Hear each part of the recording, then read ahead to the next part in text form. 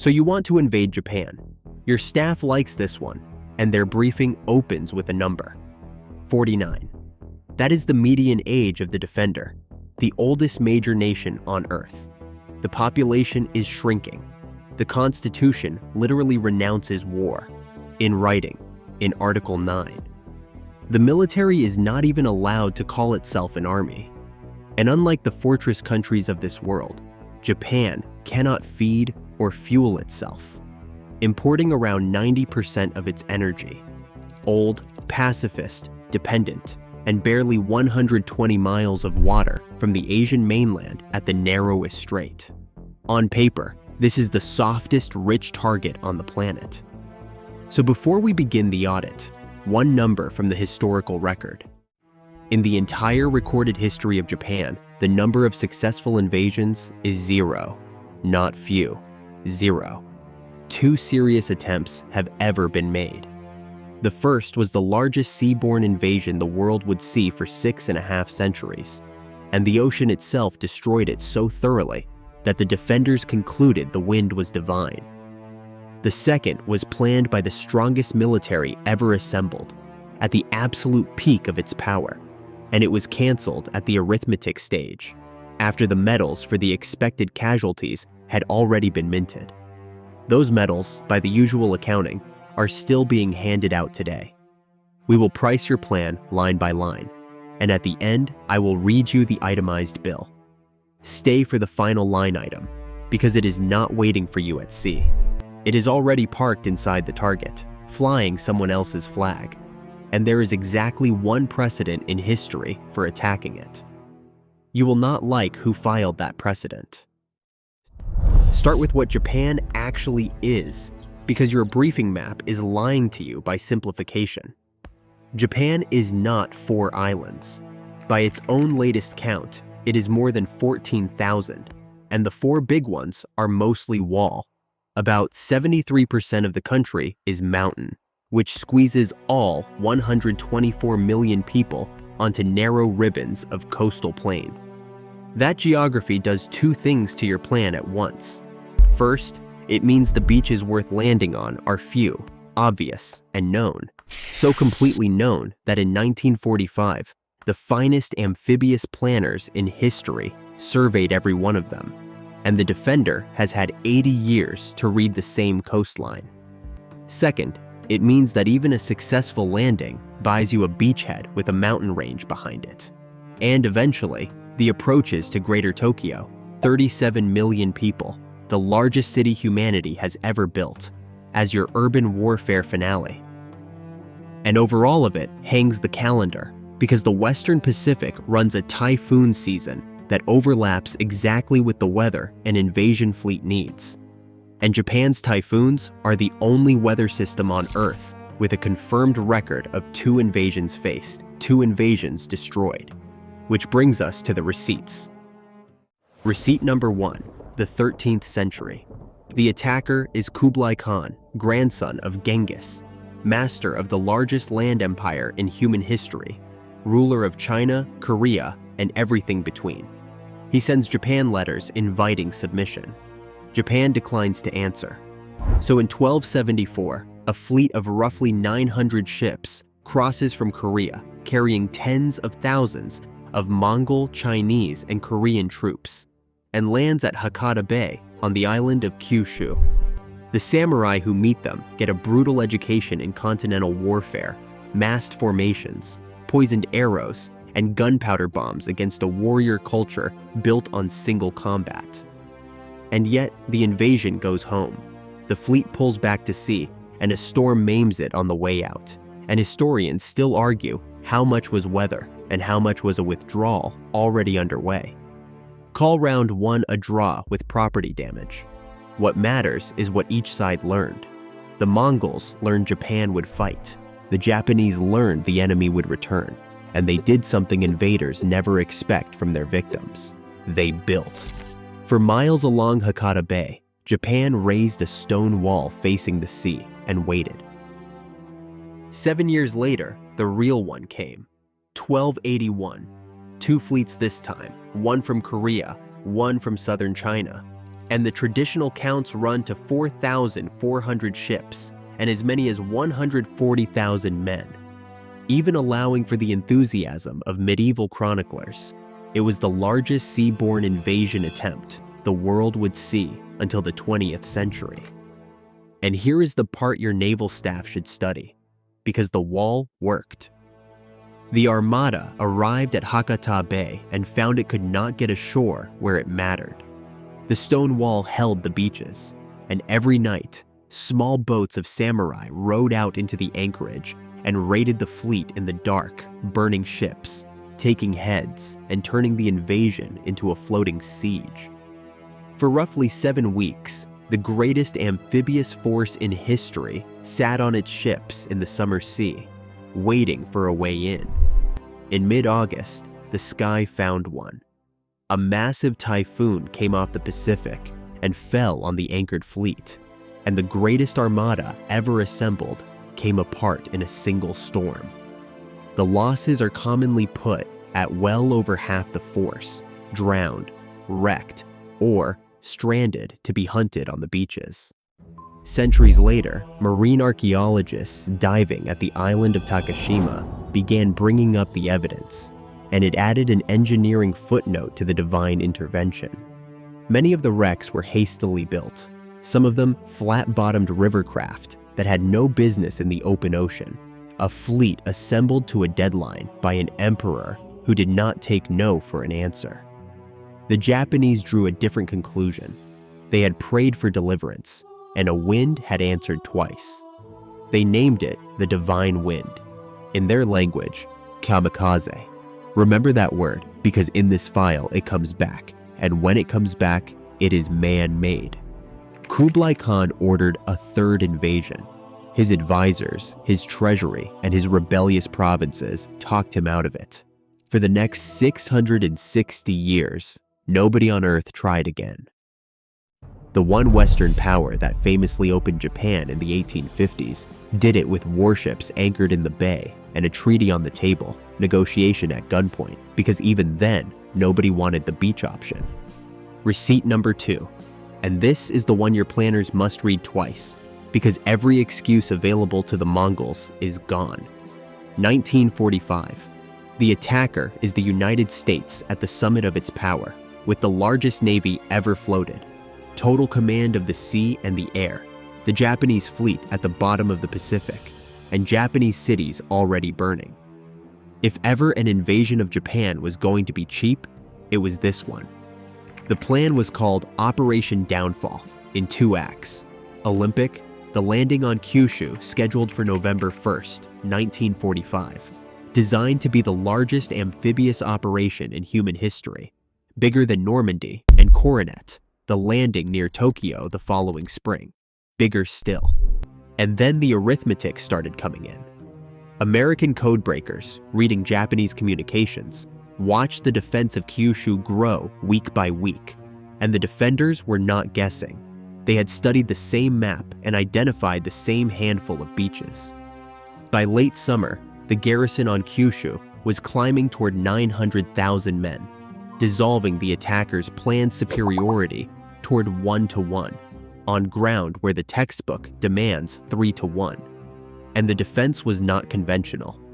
Japan had hoarded on the order of 10,000 aircraft, many of them trainers, for one purpose. And here, the divine wind returns as policy. Kamikaze, no longer a storm, but a doctrine. Alongside the aircraft, suicide motorboats by the thousand, human torpedoes, even suicide divers meant to walk the seafloor and mine the landing craft from below. On land, the state drilled civilians, including schoolgirls, with bamboo spears, under a slogan that translates roughly as the glorious death of the 100 million. You do not have to guess what all this would have cost, because the preview had just played at Okinawa. 82 days for one island, around 12,500 Americans dead, including the United States Navy's worst losses of the entire war, with roughly 36 ships sunk and hundreds more damaged, overwhelmingly by kamikazes. On the Japanese side, around 110,000 soldiers dead, and civilian deaths counted in the tens of thousands. Now scale Okinawa to the home islands. The staff estimates for downfall ranged from the merely terrible hundreds of thousands of American casualties to studies prepared at the highest level whose numbers ran to 7 digits, with Japanese deaths projected in the millions. And then the detail that outlived the war. In anticipation of the invasion, the United States manufactured roughly 500,000 Purple Heart medals, the decoration for the wounded and the dead. The invasion was canceled. The medals were not. By the usual accounting, America has been awarding Purple Hearts from that 1945 stockpile ever since. Through every war it has fought for 80 years, and has still not run out. The invasion of Japan is the only military operation in history whose casualty estimate is still being pinned to uniforms today. In August 1945, faced with that arithmetic, the United States chose 2 atomic bombs and the shock of Soviet entry into the war instead of the beaches, and Japan surrendered. Not one Allied soldier fought his way onto a home island. And before your staff raises its hand, yes, Japan was then occupied for 7 years successfully after it surrendered, unopposed by consent of a defeated government, with the emperor's own broadcast opening the door. Occupation by capitulation is not conquest by invasion, and the difference is the entire point of this file. If you want proof the distinction is real, consider that Stalin drafted a landing on Japan's northern island in the final week of the war and canceled it, and that the one Soviet assault actually made against Japanese island defenses in the Kurils, days after the surrender broadcast, still cost the attackers savagely. Even the week Japan gave up its ground-charged admission. Which brings us to the Japan you would face now, and your briefing's favorite word, pacifist, is about to cost you. It is true that the Constitution renounces war and the military answers to the modest name of self-defense forces, around 250,000 active personnel. Now audit what the modesty is wearing. The Maritime Force is one of the finest navies on Earth, well over 100 warships, 8 destroyers carrying the Aegis air defense system, 2 flat-decked ships being converted to operate stealth jump jets, and, most relevantly to your convoy, around 24 of the quietest conventional submarines ever built, crewed by a navy whose entire post-war existence has been a single course of study titled Sinking Invasion Fleets in Home Waters. Overhead, Japan is the largest buyer of the F-35 stealth fighter outside America itself, 147 on order, and the pacifist label has been formally amended. Japan is doubling its defense budget toward 2% of its economy, which lands it around the 3rd largest military budget on Earth, and it is buying hundreds of long-range cruise missiles to reach out and touch the ports your invasion would sail from. Note the historical rhyme with a straight face. The weapon that defines every modern Navy's nightmare, the anti-ship missile, is functionally the Kamikaze with the pilot removed, industrialized, mass-produced, and pointed back out to sea. The Divine Wind is now manufactured domestically. Honesty requires one concession, so here it is. Japan's true weakness is the one your smartest analyst has been whispering. It cannot feed or fuel itself, and a submarine blockade genuinely brought it to the edge once before. Starvation, not invasion, is the only coherent strategy against Japan, and that strategy is spoken for because of the final line item. So let us read the bill. Line 1, the crossing. Your armada sails against a handful of beaches that have been famous since 1945, defended by Aegis, stealth aircraft, shore-based missiles, and the quietest diesel submarines in existence, during a typhoon season with an undefeated record against invasion fleets, 2 for 2 across 7 centuries. Line 2, the landing. The last professionals to price this job, owning absolute supremacy against a starving defender, produced estimates so catastrophic they minted 500,000 medals in advance. and then chose any other option available. Your defender is not starving, and your supremacy is not absolute. Line 3, the garrison. The standard occupation ratio, 20 to 25 soldiers per 1,000 inhabitants. Price is 124 million Japanese at roughly 2.5 to 3 million occupation troops, holding, among other things, the largest city in human history indefinitely. Line 4, the prize, which self-destructs on contact. Japan's wealth is not ore in the ground. It is trade, industry, and finance. It is one of the world's great creditor nations with trillions invested abroad that freeze the moment you attack, and it sits on choke points of the global semiconductor supply chain, which means your invasion crashes the very world economy you were hoping to loot, your own included. You are burgling a bank that is holding your savings. And now the final line item, the precedent. Japan does not stand alone and has not for 80 years. By treaty, the United States is obligated to defend it, and this is no paper promise parked across an ocean. Around 50,000 American troops are stationed inside Japan, the largest permanent American deployment anywhere on Earth. The United States 7th Fleet is headquartered at Yokosuka, and the only American aircraft carrier permanently home-ported outside the United States floats there, in a Japanese harbor. Follow the logic to its only conclusion. Day 1 of your invasion of Japan is, by definition, a surprise attack on the American Pacific Fleet. The world has run that exact experiment precisely once. It began on a December morning in 1941.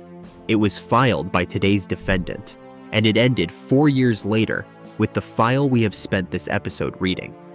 The invasion so terrible that even the victor refused to launch it.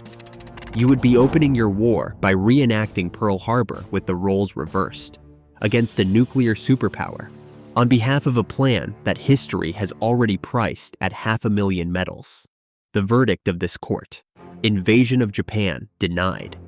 Not because the defenders are young, and they are not, and not because the Constitution is fierce, because it is famously the opposite.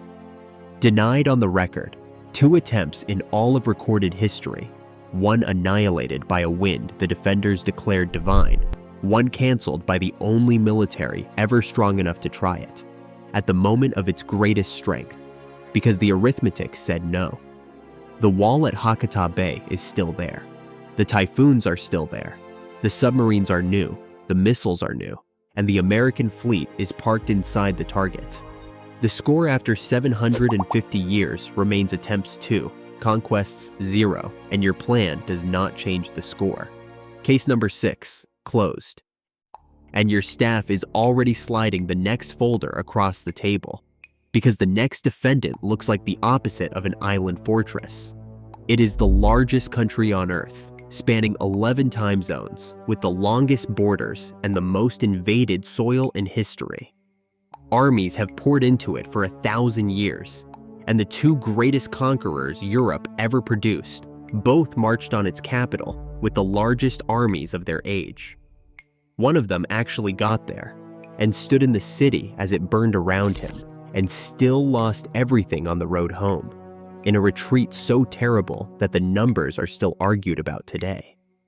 Because in this country, the defender is the map itself, the garrison is the winter, and surrender is not in the schedule.